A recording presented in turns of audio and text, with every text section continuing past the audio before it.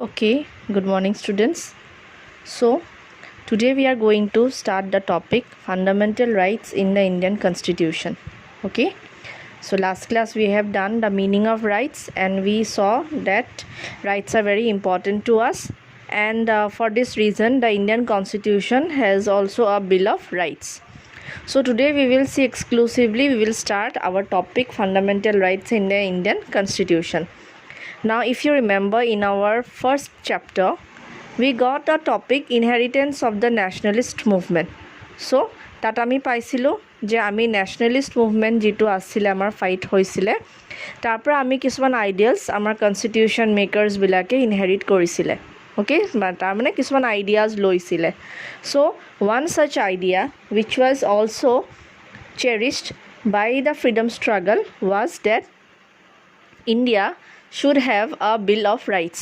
That means India should also give certain important rights to its citizens, which will be very important, and the citizens will exclusively have ownership over those rights. Okay, and those rights are known as the fundamental rights.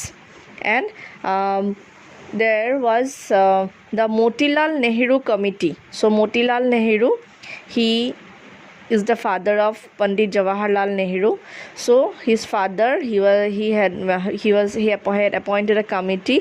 So Motilal Nehru Committee in the year 1928 itself had recommended that and demanded the British government that there should be a Bill of Rights in India. Okay, so when India got independence, it was quite natural, obvious that Indian Constitution will definitely have a list of whether fundamental rights or the Bill of Rights. Okay, so our Constitution had this Bill of Rights. The word fundamental, okay, fundamental word to meaning a whole very important.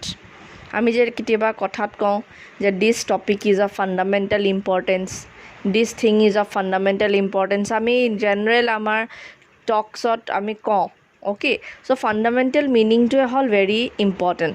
Okay, so that means they are the very important rights. Okay, and you see the Constitution has also given a lot of importance, attention to these fundamental rights. So you will find that in our Constitution, as I have written, part 3, okay, our Constitution is divided into 25 parts. তাৰমানে গোটেই কনষ্টিটিউশ্যনখনক 25টা পাৰ্টছত divide কৰা আছে যেনেকৈ ধৰি লোৱা for example তোমালোকৰ বুকখন Indian বুকখন হওক বা পলিটিকেল থিয়ৰী বুকখন হওক গোটেই ছাবজেক্টটো তোমালোকৰ 10টা চেপ্টাৰ্ছত ডিভাইড কৰা আছে প্ৰত্যেকটো চেপ্টাৰৰ এটা এটা নাম আছে অ'কে চ' তেনেকৈ ধৰি লোৱা আমাৰ কনষ্টিটিউশ্যনখনো পাৰ্টকৈ ডিভাইড কৰা আছে কোনোবা পাৰ্টত তোমালোকে পাবা about the powers of the executive, kobat paba tumi the powers of the state government, central government, like that. Okay, and part 3 of the Constitution, it is exclusively devoted to the fundamental rights. Okay, baki jibilak parts ase tat dekhiba that hebilak parts or 2-3 subjects are covered, but part 3 you will find only it is about fundamental rights. So this itself tells us the importance of fundamental rights, that they are so important that they have been separately listed in the Constitution. Okay, now next we have in our book the differences between a fundamental right and an ordinary right. So fundamental right eta aru ordinary rights er majot amar difference ki ase. Okay, so fundamental rights, as we have got, they are the basic rights which are fundamental in the governance of a country. Okay, they are extremely important for a country. They develop an individual's personality and are given special protection by the Constitution. So they are very necessary in the administration, in the governance of a country, and it helps the individual in his or her development. Okay, and as we know, part 3 of the Constitution has provided fundamental rights. So in India we have 6 fundamental rights. Okay, they are from article number 14 to article 32. Okay, so between these articles the fundamental rights have been divided. We have 6 fundamental rights: right to equality, right to freedom, okay, right against exploitation, right to freedom of religion. Then we have cultural and educational rights, and we have the very important right to constitutional remedies. So these we will be doing in our later classes. So today let us see what are the differences between a fundamental right and an ordinary right. So as you can see, I have divided these differences, or I have not divided exactly, I have described them under these following headings. Okay, number 1 is guarantee, number 2 process to change, 3 restrictions, number 4 guardian. Okay, so under these 4 headings we will try to differentiate between a fundamental right and ordinary right. So firstly, fundamental rights are guaranteed and protected by the constitution of the country, but ordinary rights are protected and enforced by ordinary law. Okay, so that is our first difference, that is fundamental rights, they are protected by the constitution itself. Okay, constitution of the country itself protects the fundamental right, but ordinary right, they are protected only by the ordinary law, that means the courts of the country. Okay, so that is our first difference. So that is, we will describe it under the heading guarantee. So that means fundamental rights are guaranteed by the constitution, whereas ordinary rights are not guaranteed by the constitution but are protected by the ordinary law of the land. Then second, we have the process to change. Okay, how to change these two types of rights. So you will find that fundamental rights cannot be changed. Okay, first of all, in context of fundamental rights, we don't use the word change, we use the word amend, AMEND, amend. Okay, so fundamental rights cannot be amended easily. Okay, there is a very long procedure, but in case of ordinary rights, they can be changed by the legislature, that means the parliament, through the ordinary procedure of law making. So our pisor chapter we have the process of law making, our beleg chapter ase hetu titi ami dekhim law making procedure. So in short, ordinary process of law making is like you need to get a simple majority in the Lok Sabha and the Rajya Sabha.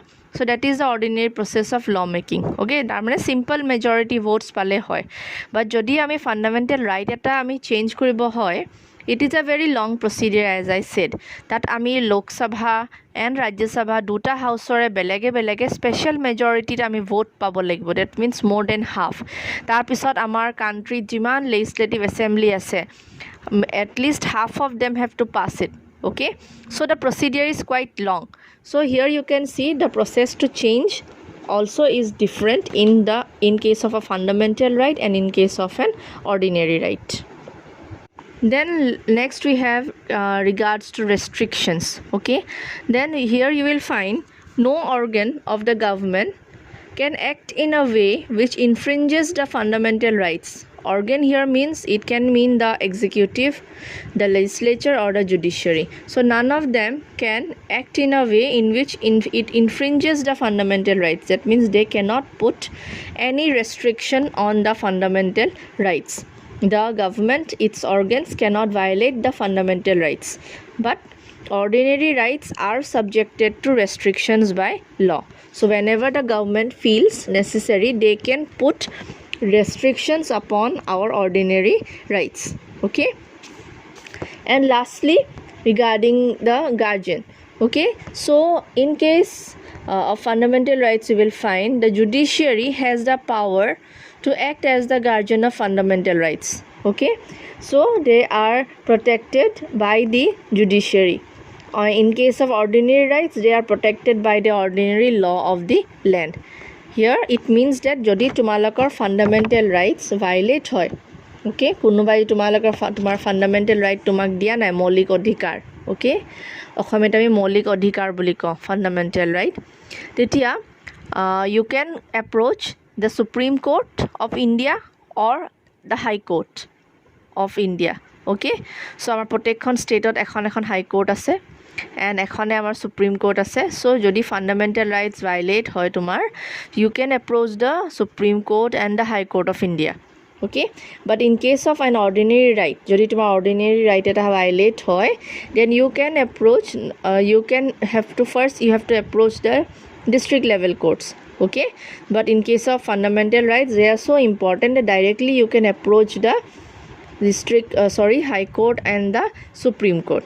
okay, so you saw the differences. okay, ordinary rights are our example hobo pare right to property. okay, so it is an ordinary right, so government can anytime put any kind of restriction upon our right to property. But in case of fundamental rights, the conditions are very much different. okay, so from these features that we have described under these 4 headings, you can find that there is a very much of differences between the fundamental right and an ordinary right. okay, and that is why the fundamental rights have been given its due importance, okay, in our constitution, and they are very much important for us, okay, for a democratic country to run. So today we will do till here. In our next class, okay, from our next class we will start the fundamental rights, okay, the different types of fundamental rights that we have. Thank you.